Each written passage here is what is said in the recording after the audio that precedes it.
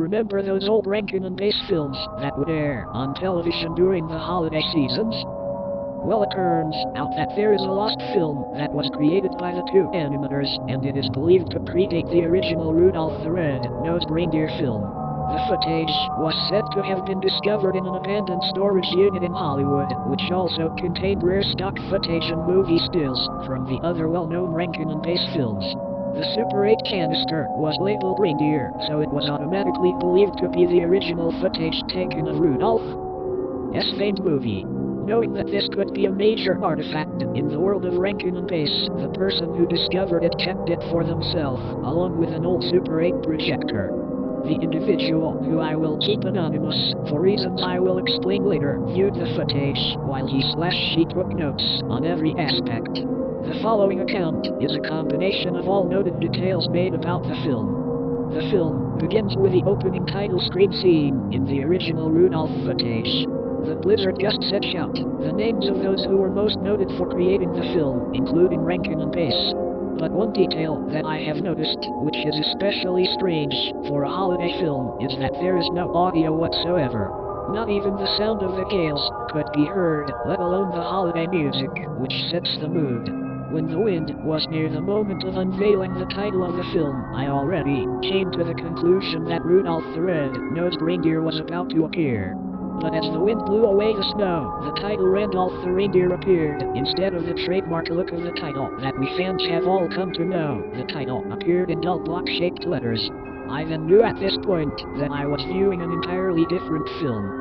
But I pressed on, thinking that it was some sort of prototype version of the original Rudolph film, and that it was never finished. The snowy winds blow away to reveal an older reindeer, who I assumed to be Randolph.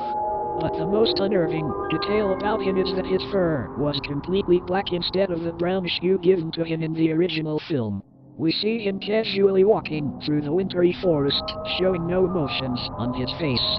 He continues to walk until he runs into two other reindeer, one of them looking similar to Fireball. One strange detail besides the reindeer being completely black is that there is no audio of the characters talking to one another.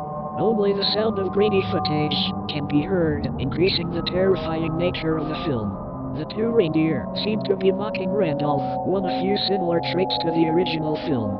You can clearly see the two characters laughing at him, showing more hatred with every giggle. A zoom in of Randolph's face shows the pure anger he has toward the reindeer, his pupils red and bloodshot. The screen then changes to real-life footage of two reindeer brawling with each other, clashing their antlers together. At this point, I knew that this film was made by someone other than Rankin and Bass. This detail, along with the others, doesn't add up to being a joyful holiday film, but possibly a spin-off of the original Rudolph movie. The footage of the two reindeer fighting lasts for about a minute. The screen then flips back to the puppet sequence. The mangled body of the fireball-like reindeer is shown full-blown, causing me to gasp in both terror and shock. He lay there on the blood-stained snow, his entrails lying beside him. The image stayed this way for about a minute until it changed to the next scene. It was then that I came to the shocking conclusion that Randolph had viciously mauled the one reindeer, while the second one fled away in terror. The next scene shows Santa's castle, which was done in black and gray colors instead of the well-known pinkish shades. The screen then fades out to Santa and Mrs. Claus in the dining room area. Both were wearing black, colored versions of their original outfits, Santa's being the trousers and suspenders and Mrs. Claus with her dress and apron. At this point, audio returns to the footage, and we hear the two arguing about Christmas-related problems. Mrs. Claus spoke with an irritable tone, as if she were angry with Santa about something. Santa's responses came out in a depressed manner, dragging out some words in a gloomy fashion. The audio is once again lost, and the quality of the footage goes from mediocre to absolute crap. The scene stays on Santa and Mrs. Claus, but the two puppets are not animated into the footage. It looked as if the animators were just holding the puppets, moving them around in a childish manner. In some frames, the fingers or hands of the animators can be seen for a split second. The screen goes to Randolph strolling through the forest, but in the opposite direction as opposed to the beginning of the film. Blood could be seen trickling off from his antlers as he leaves bloody hoof tracks in his gait. This scene seems to repeat itself, as if the same footage was used over and over again until the scene changed. But one thing I have noticed is that there is no sign of any of the forest critters from the original film. Rabbits, seals, raccoon and even birds could not be seen. It wasn't until a few seconds into the sequence when I notice what is lying in the snow as Randolph continues walking. As he walks by, the carcasses of birds, rabbits and raccoons lie in the snow beside him. The most disturbing detail about this is that the bodies appeared to have been eaten by something other than an animal.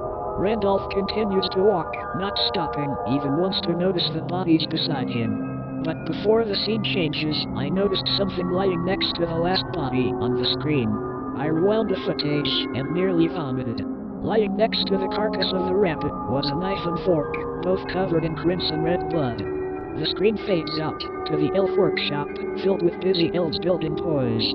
A faint bell can be heard, and the elves begin to exit the room. We see Hermie about to stand up, but is immediately assaulted by the head elf. He begins screaming at Hermie, but the audio is gone, so all you can make out is the two characters' mouth words. One strange aspect about the head elf is that he looks more primitive, with a shaggy beard and tattered clothes. Hermie sported worn-out clothing as well, and both characters seem to have large scars on their cheeks and hands. At first, I was confused about this detail, thinking that they were errors on the sculpture of their faces. But I then came to a conclusion that sent shivers down my spine. Santa had forced the elves to work non-stop on the toys, and any disobedient elves were whipped. The head elf finished his conversation with Hermie and walks out of the toy shop. Hermie is now alone, a single light shining above his head. For a few seconds, he simply stares at the toy train he had been working on before. He then reaches over and grabs a mallet and proceeds to strike the train repeatedly. The screen stays on Hermie as he motionlessly smashes the train. The camera then zooms in on the train, which has now been reduced to a pile of wooden splinters. Then the scene fades out. We now see Randolph sitting in his cave next to a cardboard box. He simply stares at the opposite wall for a good 5 minutes, blinking. There is no sign of his parents. I only could expect something bad to happen, seeing the nature of this film. I then froze in front of the screen when Randolph picks up a revolver from out of the box. He slowly puts the gun under his chin and pulls back the hammer. The scene changes before he can pull the trigger. A title card appears on the screen, stating 4 months later, and we see a large group of elves and reindeer. All elves are wearing black elf uniforms, and we see a coffin in front of the crowd, containing Randolph. The most eerie aspect about him is that he shows no signs of decomposition. It's as if he died the day before. The crowd then lines up, and they begin to say their farewells to Randolph. After a few elves pass by, a female reindeer comes up to the coffin and places a blood-soaked antler next to his casket. I assumed that she was Fireball's mother, who still grieves over the death of her son. Santa and Mrs. Claus come next, then the head elf, leaving Hermie for last. He steps up to the coffin and begins to say farewell. Near the end of his statement, audio returns to the film. He then bends over the casket and whispers, "There's a storm coming," into Randolph's ear before walking away. The last few seconds of the scene show a zoom in of Randolph's face, which still has a massive hole in his head from where the bullet exited. Then the film ends. Authorities later found a person in his or her home who apparently had gone mentally ill upon viewing the movie. In addition, the phrase "there's a storm coming" was found written in blood on several walls in the house, and a body of a raccoon was discovered in the individual's bedroom. The actual film itself mysteriously disappeared after its first viewing. To this day, the authorities and psychologists are still unsure what caused the person's symptoms, or more importantly why. I have this single warning for all of those who are reading this: if you happen to find a copy of this film or the actually reel itself, do not under any circumstances watch it, in hopes to save anyone else from viewing it. As for now, we can only hope that the film is never discovered again. If it is found, however, I can only hope that the individual has read this warning beforehand and will destroy the film out of fear and safety. But if you choose not to heed my warning and you watch the film, then I'm afraid to say it's already too late for you.